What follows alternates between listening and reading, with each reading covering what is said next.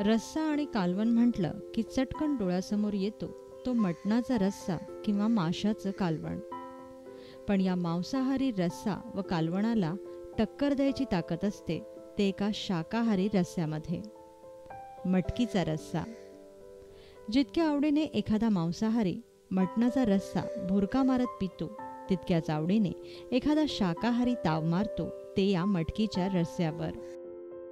मिसळ म्हणा, उसळ म्हणा किंवा या रश्श्यामध्ये चुरून खाल्लेली भाकरी म्हणा, मटकीचे नाना तऱ्हेचे चवदार प्रकार बनतात ते फक्त आणि फक्त आपल्या महाराष्ट्रातच. रस्सा, कालवण आणि पाऊस या सदरात आज आपण बनवणार आहोत मोड आलेल्या मटकीचा रस्सा.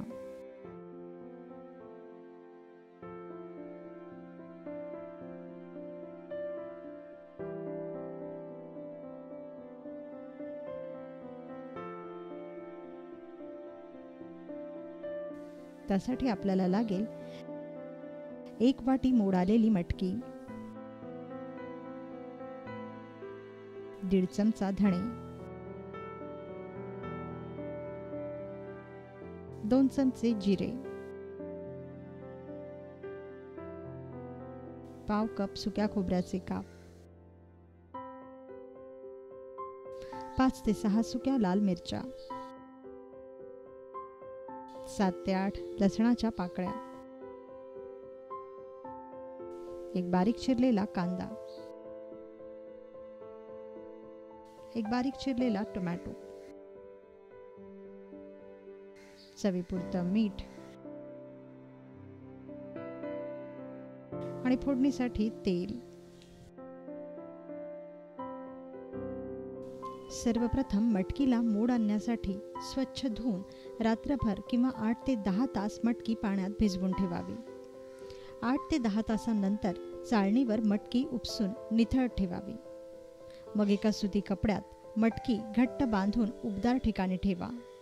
किमान 10 ते 12 तासांनी या मटकीला मोड येतील. आता मोड आलेली मटकी पाण्यात घालून लगेच उपसावी. मटकी ओलसर असल्यास करपण्याची शक्यता नसते. आता सर्व सुके मसाले ब्लेंडरमध्ये एकत्र करून घ्या आणि त्यात हळद व पाणी घालून याचं बारीक वाटण वाटून घ्या.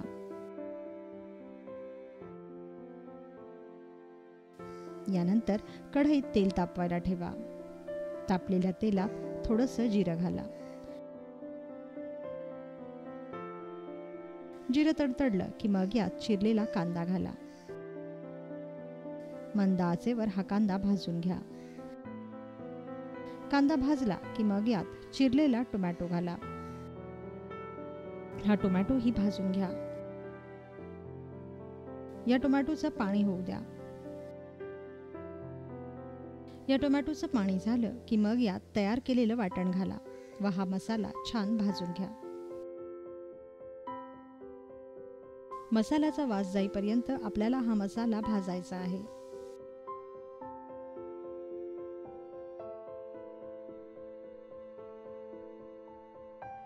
साधारणतः 3 ते 4 मिनिटांनी मसाल्याला तेल सुटायला लागेल.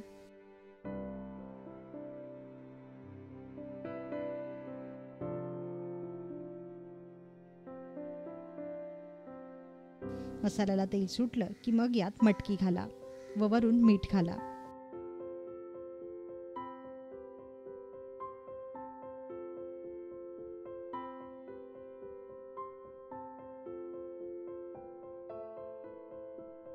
ही मटकी मसाल्यात छान एकजीव करा.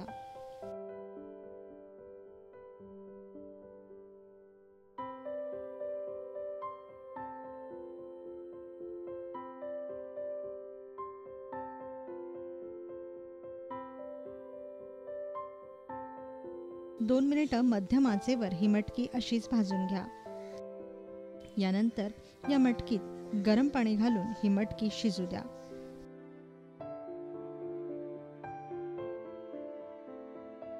10 ते 12 मिनिटात मटकी पूर्ण शिजेल.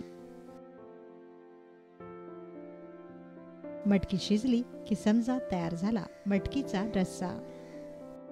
आता तुमच्या आवडीप्रमाणे भातासोबत, पोळीसोबत, भाकरीसोबत किंवा अगदी फरसाणासोबत ताव मारा या मटकीच्या रस्स्यावर.